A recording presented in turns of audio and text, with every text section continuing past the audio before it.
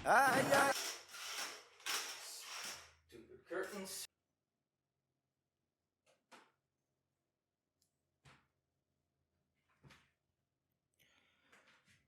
Let's talk about some facts. Now, if you are part of the anime manga community, you know that misinformation spreads like wildfire here. It's probably a combination of everyone wanting to contribute and wanting to say something about everything, and the fact that we're working mostly through a language barrier. So people can just always claim to know something that they don't, and that just spreads because, oh, my friend knows Japanese, I guess. There are various series that get hit by that, like one of the most influential ones are probably the JoJo misinformation pieces that needed entire series to be debunked. But another series that I'm very familiar with that people generally talk complete nonsense about is My Hero Academia by Kohei Horikoshi. And I'm not quite sure why there are so many weird myths about this series that just have no basis in reality. I guess it must have something to do with the fact that a lot of its fandom is terminally online. So, being me, I decided, hey, why don't I give it a go and debunk some of the most common myths people perpetuate about this series? I just want to say that I don't think any of these are like actively harmful. They're annoying to come across, but the world isn't going to end because someone has a wrong idea about some kids' cartoon.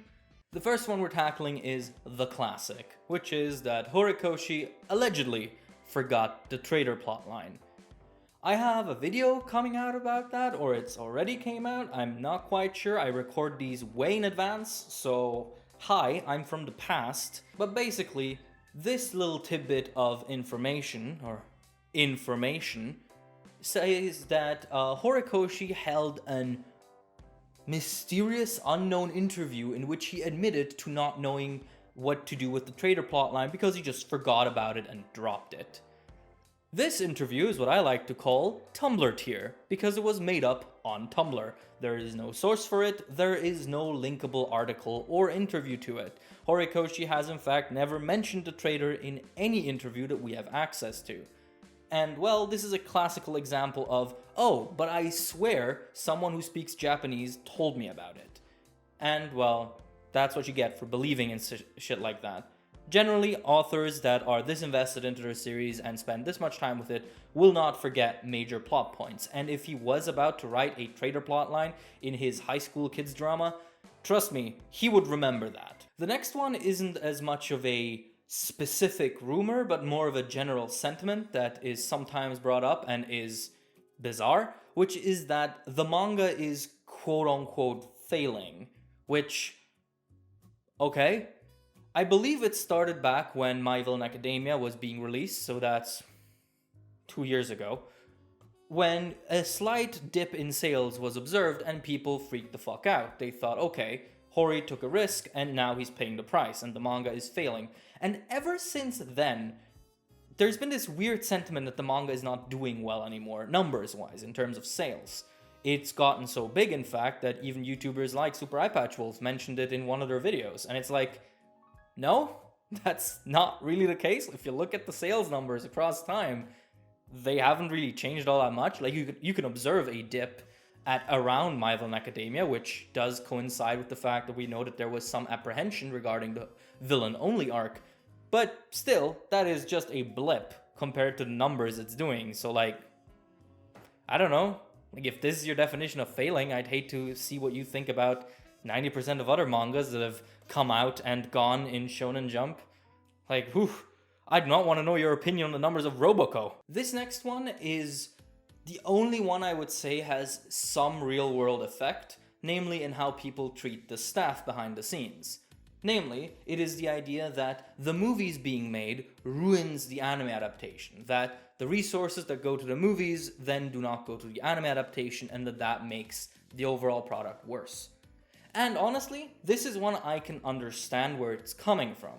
I myself believed this for a pretty long time because, well, every season that has come out that had a movie attached to it did not look very well or had issues. But this is one of those things where you need to stop thinking that you're smarter than people who know about the background stuff and listen to them. Because once you do, stuff starts making a bit more sense. The anime and the movies are made by two different teams, with two different product management cycles that are pretty much independent from one another. The only thing that is exclusive to one that then cannot appear in the other is talent, as in the specific animators. But they themselves can still switch between them depending on how the timelines line up, and movies are generally completed before the TV anime becomes a major concern.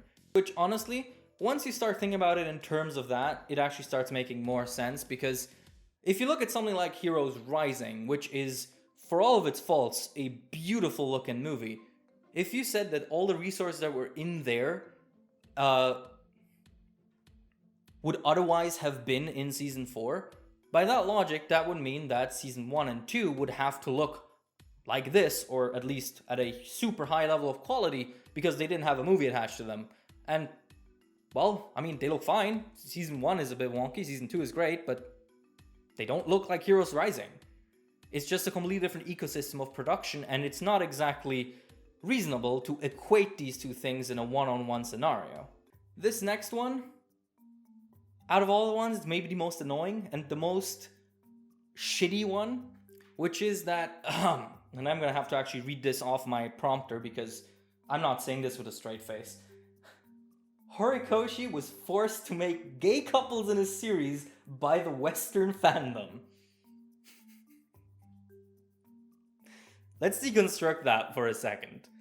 First of all, this statement is a negative, as in it says, oh, he was forced to make gay couples because gay couples are the worst thing in existence, I guess. Okay, homophobia is showing a little bit, but let's not unpack quite that yet. Homophobia in the anime fandom is a topic I don't have the time to get into. But let's see. He was forced by the fans.